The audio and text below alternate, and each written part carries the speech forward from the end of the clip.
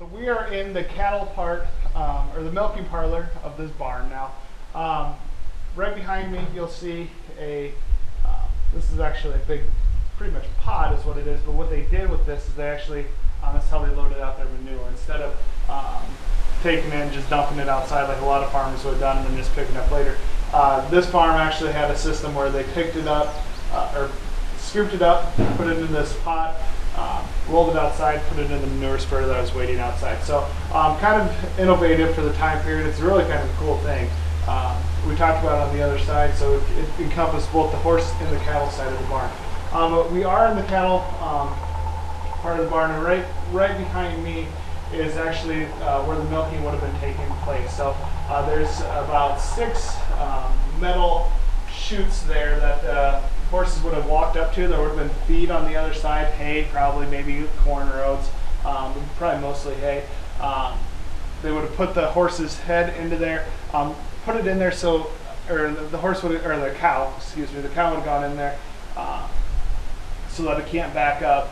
So then while you're milking it, can't move around a whole lot. We also, on one of these poles here, we have a set of kickers. You would have hooked those up to a cow that's especially known to be prone to kick. Hook those up on their back hooves so they can't kick you. But what you would have done is twice a day you would have milked these milked the cows. You're getting all types of stuff from that. Mainly the cream that you can sell back into town. The cream you can make into butter, ice cream, all types of stuff. You're not really using a whole lot of the milk product or the milk itself at this time period. Mainly because there's not any great way to refrigerate it. You drink a little bit of milk straight out of the cow, but that's not the main use of the milk at this time period, or the milking at this time period. We have some separators over here on the east side of or the west side of the barn. Different types of things. What you're going to do is put the milk in there, let the cream rise to the top, take that cream off, and that way you can take that to the local creamery. They're going to do what they want with it. We also have a couple flags in here. Some Man-Cry-Crow farms. Actually, they're not really flags.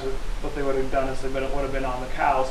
Man-Cry-Crow that's short for Manning Creamery Company, and that was what was the big creamery in Manning up until about the mid-1970s. So we're kind of displaying a little bit of Manning heritage here while we're at it also. So besides the stuff I said before, we also have some milking pots that you would have taken the milk and milking creamer, taking that to the creamery. We also have some big vats in here, big cast iron vats, and those aren't really for cattle at all.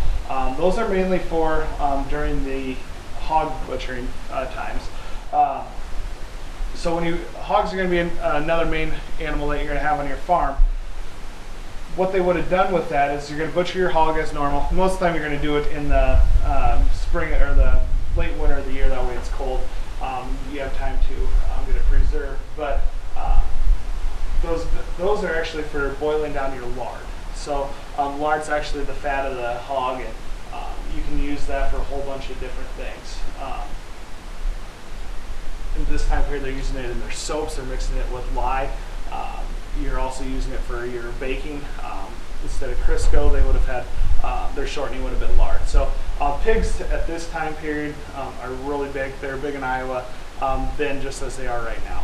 They're going to be one of your major cash animals. And this farm is actually really known for the boars that were produced here.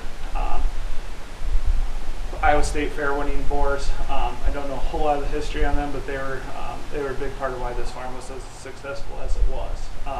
They were Poland Chinas, which would have been a very common hog that would have been produced or been grown in Iowa at that time. So the hogs would have been on this building to your west here, or to your east. They would have. You're going to store most of them in there. This building's kind of unique because there's also a railroad building at one time. And I don't know the exact history of it, but I think it was moved in there. But you can kind of see there's 2 spots up higher that would have been mainly used for railroads. But on the other side of the white building, it's connected to what would have been the hog barns at this time period. So, or when this was the farm in 1915, which we're trying to represent here. So, but yeah, hogs were big product in Iowa, so as they still are.